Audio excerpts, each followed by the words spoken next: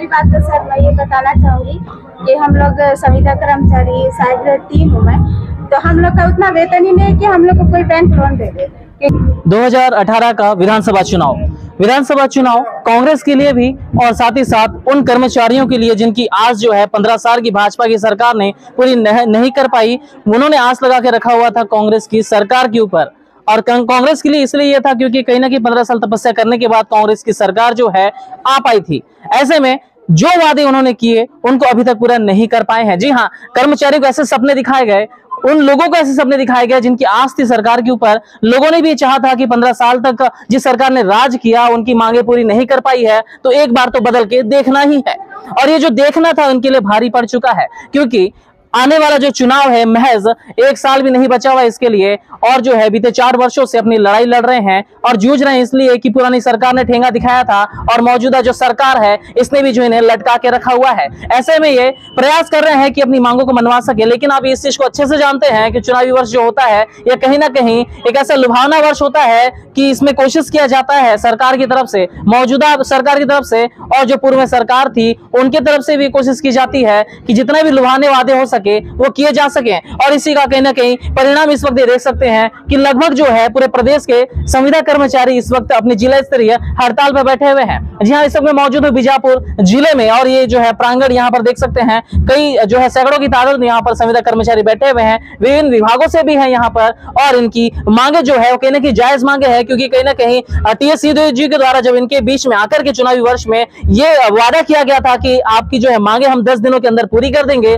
सरकार बनने के साथ साथ, लेकिन ऐसा नहीं हो पाया। और हुआ ये कि कहीं ना कहीं जो है जो एक किसान वर्ग को है इसका फायदा सीधे सीधे दिया गया सरकार बनने के बाद से, उनका कर्ज माफी हुआ। दूसरा जो हुआ, उनके कई मांगे जो है धान का समर्थन मूल्य तक बढ़ा दिया गया। लेकिन इसके अलावा जो है सैकड़ों हजारों की संख्या में यहाँ पर हमारे साथ देख सकते हैं कि ये कर्मचारी मौजूद हैं, ये कई विभाग से हो सकते हैं, और खासकर जो है स्वास्थ्य विभाग, इसको तो उन्होंने इस आधार में लटका के रखा हुआ है। खासकर संविदा कर्मचारी की हम बात करें तो सबसे बड़ी प्रॉब्लम इनकी ये होती है कि समय पे तो तनख्वाह ही नहीं डलती। तनख्वाह की आप बात छोड़ दीजिए, इन्हें तनख्वाह भी जो मिलती है रेगुलर कर्मचारियों का आधा से आधा भी नहीं होता है। ऐसे में ये लोग जाए तो जाए कहां? अगर 1 तारीख को गाड़ी की ईएमआई पड़नी है तो इनका जो सैलरी डलता है वो 6 से 7 तारीख को डलता है। किसी किसी वक्त ऐसा भी होता है कि 15 से 20 तारीख तक संविदा कर्मचारियों की सैलरी नहीं डल पाती है। ऐसी बुनियादी कुछ छोटी छोटी बातें हैं। जब ये सेवा में आए थे तब कहने कि इनके मन में ये था कि 1 साल तो हमारा टेन्योर होता है, इसके बाद हम रेगुलर हो जाएंगे। बावजूद इसके यहाँ पर ऐसे कई कर्मचारी आपको मिल जाएंगे जो 15-15, 20-20 साल से अपनी संविदा की सेवा दे रहे हैं। बावजूद इसके इनकी छोटी सी आस है सरकार से कि इन्हें कब रेगुलर कर दिया जाए, और इसको लेकर के जो है सरकार को इन्होंने अल्टीमेटम देकर रखा हुआ है कि अगर 26 जनवरी को इन्हें घोषणा नहीं किया जाता है रेगुलेशन का तो उसके बाद जो है ये कहने की उग्र आंदोलन और कर सकते हैं। हालांकि पिछले कई दिनों में आंदोलन हो चुका है। सर जरा ये बताएंगे और मैं जानने की कोशिश करूंगा इसको चीज को कि आखिरकार जो है लगभग 4 वर्षों में आप लोगों की मांगे पूरी क्यों नहीं हो पाई, किस चीज को आप दोष मानते हैं? हम लोग बहुत समय से हड़ताल कर रहे, 2018 में भी किए थे। उस समय क्या बोलते हैं, जो अभी जो सरकार है उस समय नेता थे माननीय टीएस सिंहदेव जी, तो हमारे मंच में आए थे कि हमारी जब कांग्रेस की सरकार बनती है तो हम सभी संविदा नियमित कर्मचारियों को हम लोग 10 दिन के अंदर नियमित कर देंगे। किंतु आज 4 साल हो गए, हमारा एक भी मांग पूरा नहीं हुआ है, न वेतन वृद्धि हुआ है, कुछ नहीं हुआ है, हमको कुछ नहीं मिला अभी तक। लगातार सरकार के तरफ से कहा जाता रहा है कि आप लोगों की जो है जानकारी मंगवाई जा रही है। 3 से 4 बार शायद ऐसा हो चुका है। कई बार जो है सवाल उठे हैं विपक्ष पार्टियों के द्वारा, उनका ये कहना था कि आप लोग की जो जानकारी जुटाई जा रही है आप लोगों को नियमित करने के लिए, पर इस वक्त तक जो है अभी आप लोग धरने पर बैठे हुए हैं। कहीं ना कहीं वही आलम दिख रहा है कि पिछली जो सरकार थी उस वक्त आप लोग धरने पर बैठे हुए थे। तो इस वक्त अगर आप लोगों की जो ये जिला स्तरीय अभी जो हड़ताल प्रदर्शन इस वक्त चल रहा है, ये 19 तारीख तक आप लोगों ने कहा था, 1 दिवसीय जो है शायद रायपुर में आप लोगों का राज्य स्तर होने वाला है, तो वहां पर किस प्रकार का प्रदर्शन किया जा सकता है? वहां पर अगर हम लोग का मांग, अभी हम लोग यहाँ पर जिला स्तर में 16 से 19 तारीख तक करेंगे। उसके बाद 1 दिन का हम लोग का रायपुर में है। अगर वहां पर हड़ताल हम लोग कर रहे हैं, अगर उसके बाद भी अगर नहीं होता है तो 30 तारीख से हम लोग अनिश्चितकालीन हड़ताल कर जाएंगे। तो कहने की जो है इनकी आस इस चीज पे बनी हुई कि 26 तारीख को जो है इनकी मांग पूरी हो जाए।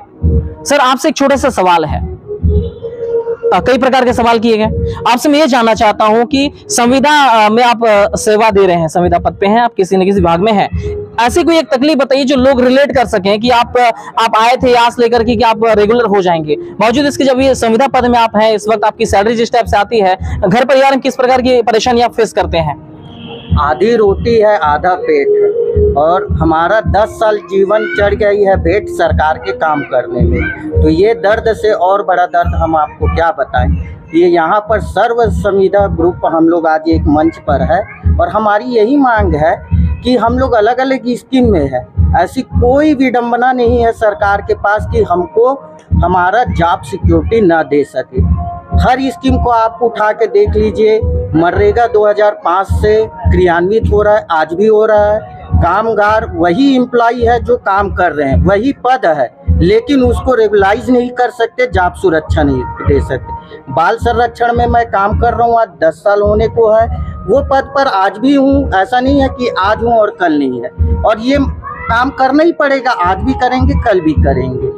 मुद्दा वो नहीं है कि, लेकिन इच्छा शक्ति सरकार की ओर से दिख नहीं रहा है। यही सरकार थी जब विपक्ष में थी, माननीय टीएस बाबा थे, विपक्ष के कद्दावर नेता और नेता प्रतिपक्ष के रूप में थे, जो हमारे मंच पे आकर बोले कि कोई सरकार के पास कोई विडंबना नहीं है, बजट हो चुका है, अनुपूरक में 100 करोड़ और दे देना चाहिए। आज वो बाबा कहाँ चले गए। आज रविंद्र चौबे जी बोल रहे थे, हम एक वीडियो देखे कि वो जब 8 साल बाद 10 साल पहले ये बोल रहे थे कि भाजपा की 10 साल की सरकार निकम्मी है जो इनको शोषण कर रहे हैं। आज उनका 4 साल से ऊपर हो गया, और आने वाला इलेक्शन है। हम चुनावी उसमें नहीं जा रहे हैं ना, हम उनसे अपनी मांग कर, हम जो पहले किए थे वही मांग को मांग रहे हैं। हम इनसे ये नहीं कह रहे हैं कि हमारे ये चुनाव है तो हम आए हैं बैठे हैं। हम दर्द को 2018 से पहले हम जागृत किए थे, चाहे सरकार किसी का भी हो। वही सरकार जो विपक्ष में थी हमारी आवाज को बुलंद किए और हमको अपने मैनिफेस्टो में जगह दिया, हमारी और आस को बढ़ाए है। और जगह देने के बाद भी आज तक अगर उस पर अमल के ऊपर कोई कार्रवाई नहीं। 3 साल से हमारे लिए कमेटी बनाए है, 4 साल से। आपको विडंबना होगा कि ऐसे अधिकारी है जो हमारे बैठक नहीं कर पाए हैं, न डिसीजन ले पाए हैं। अच्छा, ये आपके क्या बीजेपी का समर्थन आपको मिला है इस प्रदर्शन को? में अभी इस मंच पर अभी किसी भी राजनीतिक पार्टी का समर्थन, नैतिक समर्थन यहाँ पर अभी हमको प्राप्त नहीं हुआ है निसंदेह। लेकिन वार्तालाप ग्रुप में हमारे सम्मानित प्रतिनिधि मंडल के साथ उनका हो रहा है, और शायद आज या कल में। अगर 26 जनवरी को आप लोगों के लिए घोषणा नहीं की जाती है तो उस पर आप क्या कर सकते हैं? महासंघ क्या निर्णय ले सकता है? एक ही वो है कि हम आश्वासन में तो है सरकार की हमारे लिए कुछ करेंगे, काका जिंदा है अभी, और लेकिन फिर भी अगर पहल नहीं होती है तो हमारे पास अब और उसके बाद तो कोई रास्ता ही नहीं है। हम लोकतांत्रिक देश में अपने आवाज को बुलंद करेंगे। और महिलाओं से मैं पूछना चाहूंगा कि घरेलू स्तर पे अपनी सैलरी को लेकर के और अपनी इच्छाओं को लेकर के, जॉब को लेकर के क्या कुछ निजी परेशानी आप लोगों को आती है? पहली बात तो सर मैं ये बताना चाहूँगी कि हम लोग संविदा कर्मचारी साइड ग्रेड 3 हूँ मैं, तो हम लोग का उतना वेतन ही नहीं है कि हम लोग को कोई बैंक लोन दे दे, क्योंकि 14,200 में कोई बैंक लोन नहीं देता है। वो सीधा बोलती है कि 18,000 से ज़्यादा रहेगा तो ही लोन मिलेगा कर। तो लोन तो हम लोग निकाल ही नहीं सकते। अब तो आप जान सकते हैं कि हम लोग कितनी विडम्बना में हैं, हम लोग लोन ही नहीं ले सकते हैं। ये पहली चीज हो गई। और कोई अपना बताना चाहे ऐसी कोई विडम्बना आप लोगों को आती हो? इसके अलावा पहले तो लोन आप लोगों को नहीं मिल पाता क्योंकि आप लोग संविदा हैं, और कुछ बताना चाहें आप? तो इस प्रकार की जो है समस्याओं का सामना इन संविदा कर्मचारियों को अपने रोजमर्रा की दिनों में करना पड़ता है।